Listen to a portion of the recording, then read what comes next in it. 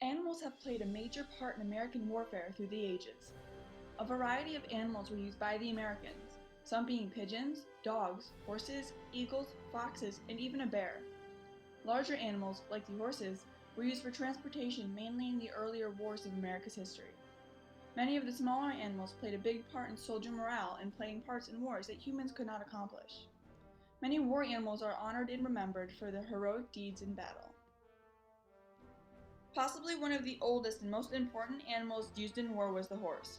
Horses, and even mules, provided most of the transportation in war through the 19th century. The cavalry would not have existed without horses.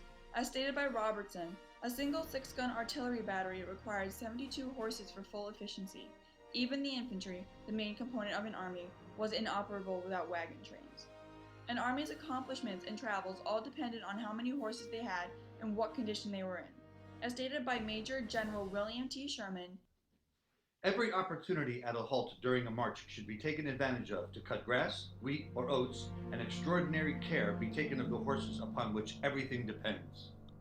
horses could easily be driven to a point of exhaustion and death if not properly looked after. This became a problem, as few of the soldiers knew how to care for the horses, and many treated them with disregard. In thousands of soldiers' letters and diaries, the only mention of horses were generally expressing revulsion or pity. Long distances wore down all of the horses, and the sometimes brutal weather affected them as well. Many cavalry raids pushed the horses to cover over 1,100 miles in less than a month.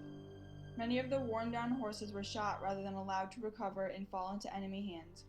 Major General Philip H. Sheridan admitted after one retreat that he has slaughtered 500 of these amounts. The commander of the Confederate pursuit put the number at 2,000 animals. However, throughout Civil War accounts, there are some reports of bravery and endurance of individual mounts. Captain Chester Parsons of the 1st Vermont Cavalry recalls getting struck by a bullet and slumping into his saddle. He says, How gently he carried me from the field, although blood spurting from his side every step. And when I was lifted down into unconsciousness, my last recollection was of his great eyes turned upon me as in sympathy and reproof. reportedly, the horse had sprang into the charge, bounding over fences and broken country. Henry B. Strong, born in Scotland around 1821, was the captain of the 6th Louisiana Infantry, and by 1862 he was the colonel of his regiment. He was killed in one of the first exchanges of gunfire, along with his horse. Strong's horse laid in a lifelike pose that attracted a lot of attention. General Alpheus S. Williams wrote to his daughters, One beautiful milk-white animal had died in so graceful a position that I wished for its photograph. His legs were doubled under, and its arched neck gracefully turned to one side, as if looking back to the ball hole in its side. Alexander Gardner, a photographer, ended up taking a picture of the horse. The people back home were struck by the photo of the horse, disturbed by the innocent creature caught in the crossfire of human destruction. Horses were not the only animal used during war. There were some animals used during the Civil War that didn't have such an intense role. General Robert E. Lee of the Civil War had a pet chicken. The small black hen had arrived in Lee's camp from a shipment of chickens sent out to the army for food. She escaped and ran, taking refuge in Robert E. Lee's tent. She ended up laying an egg under the cot and settled down. Fortunately for the hen, Lee found her and would enjoy a fresh egg for breakfast every day. The hen would provide a fresh egg every morning for the general, and he would provide protection. She was named Nellie. Nellie would often wander the camp and had a regular nesting spot on one of the baggage wagons. In July of 1863, the Army of Northern Virginia suffered defeat in Gettysburg. As they were retreating, Lee realized that Nellie was missing from her usual spot. Her absence caused a lot of concern, and the retreat was stopped as all the men looked for Nellie. Only after they found Nellie, who was safely perched in a makeshift nest, could the retreat from Gettysburg continue. Nellie had traveled with the army for over 2 years, laying an egg every day to earn her keep. Unfortunately, her time with the army came to an end when William Mack Lee decided to cook her up for dinner. General Lee had invited other generals to join him for dinner, and William did not have any food to feed them. As a last resort, he plucked Nellie and served her as dinner. Another animal used in war was the dog. Dogs have had many different jobs. They have been guards, mine and bomb detectors, messengers, detectors of enemy troops and traps. They carried ammunition, communication wire, carts full of equipment, food, and other necessities. They have run wiring and messages through tunnels, been paratroopers, and have searched for soldiers hidden underwater. It is even said that they have attacked opposing forces directly, pulling snipers out of their hiding places. In World War II, dogs became a popular member of the army. There were many different kinds of jobs for these dogs. One kind of dog was the sentry dog. Dobermans were the traditional sentry dogs and were taught to give a warning signal, like a growl, bark, or snarl, to warn men of an unknown presence in a secure area. Another kind of dog was the scout dog. The scout dogs were typically trained to be quiet and disciplined, and they would work with soldiers on foot patrolling the terrain. They could detect an enemy up to 1,000 yards away. Instead of signaling to soldiers with a loud bark or growl, they would stiffen, raise their hackles, and point their tail, showing that the enemy was approaching. Another kind of dog would be the casualty dog, also known as a mercy dog. They were originally used in Germany, and they were trained to find the wounded and dying on the battlefield and bring medical supplies to those suffering. If the soldier could not tend to their own wounds, or knew that they were not going to make it, they would seek the company of a mercy dog to wait with them while they died. Messenger dogs were very important throughout war. This job is very dangerous, and the dogs had to be very reliable. Human runners were too big of a target and weighed down by their uniforms, so the dogs became the obvious solution to the issue. A trained dog was faster than a human runner, presented less of a target to a sniper, and could travel over any terrain. One final type of dog, popular across all infantries, is the mascot dog. These dogs acted like a psychological comfort that took away the horrors the soldiers lived through. These dogs reminded many soldiers that fought in the trenches of home comforts. One of these mascot dogs would be Jack, a bull terrier who was the mascot of the 102nd Pennsylvania Infantry. He followed his regiment into battles in the wilderness campaigns, seeking out the dead and wounded in battle. He was apparently so valuable to his infantry that he was once exchanged for a Confederate soldier. Bull Terriers were apparently a popular mascot, as the 11th Pennsylvania Infantry also had one named Sally. She was a puppy when the general brought her into the regiment, and grew up as a companion to the soldiers of the regiment.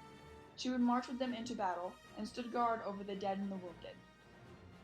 Dogs were not the only mascots. There were other animals that played the role of a psychological comfort in different infantries.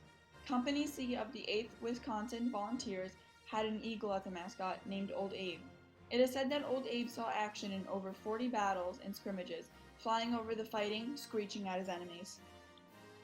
The 43rd Mississippi Company became known as the Camel Company, named because of their mascot, a camel they named Old Douglas. He would carry supplies for the company and made friends with the regiment's horses. He ended up being killed in Vicksburg. Bears were also claimed to be mascots by both Wisconsin and Minnesota brigades. When the Union forces took West Liberty in Kentucky, their list of captured included 52 horses, 10 mules, and 1 large bear.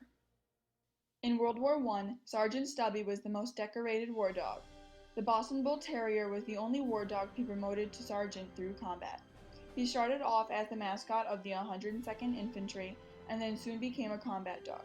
He was on the front lines and was injured early on by mustard gas, which gave him a sensibility to the gas that later allowed him to warn his soldiers of incoming attacks by running and barking.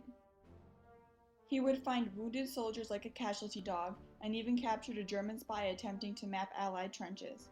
He was given a rank in the United States Armed Forces and was highly decorated for fighting alongside his fellow soldiers in 17 engagements. He was wounded twice. Dogs have also played parts in more recent warfare. One dog in particular has become fairly popular for his part in sniffing out Osama bin Laden. The dog, named Cairo, was a Belgian Malinois on the covert bin Laden mission. Cairo had many jobs. He initially helped to guard the perimeter of the bin Laden house, working with a language translator and 4 members of the SEALs unit. If finding bin Laden in the compound proved difficult, Cairo could be sent into the house to search for false walls or hidden doors. Cairo most likely would have been able to catch anyone trying to escape on foot, or would have been able to track their activity and movement. If sent into the house, Cairo could detect realities imperceivable to humans. Cairo was also trained to effectively translate any of his findings to the humans on the team. Unfortunately, most dogs were euthanized after they served in the military. John C. Burnham, a dog handler for the U.S. military in Vietnam, says that Out of the 4,000 or so dogs put to work there, fewer than 200 reached the American soil after the war. Most of these dogs were then most likely either killed or given to the Vietnamese army for food. This program, however, started to change in 2000 when President Clinton signed a bill allowing the U.S. military dogs to be adopted after their service. Dogs and horses were not the only animals used in war. There have been many unique animals involved in American warfare. Bees were one of them. They could be used as a spy, as they were unobtrusive data collecting sentries that can help armies identify the whereabouts of weapons or the manufacture of chemicals. In more modern warfare, bees are used in sniffing out bombs and other explosives. They are used for attacking food supplies and studying the enemy. During the Civil War, President Abraham Lincoln was given an offer of war elephants from the King of Siam. While President Lincoln appreciated the king's offer, he replied that our political jurisdiction, however, does not reach a latitude so low as to favor the multiplication of the elephant.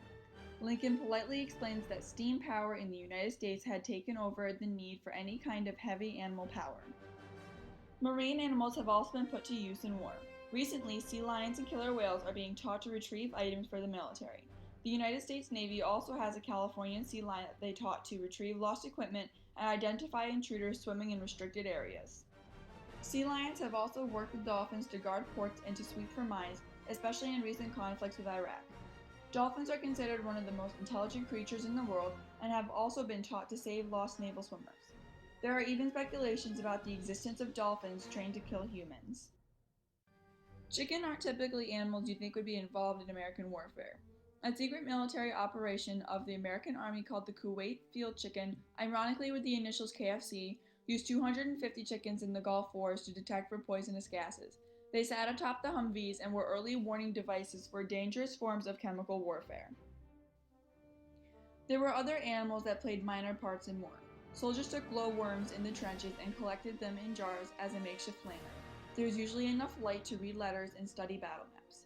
The American armies tried to use Mexican bats to carry small bombs into Japanese houses and set them on fire. The project was soon abandoned when it proved unsuccessful. There have been many memorials to honor the animals that have fallen during war.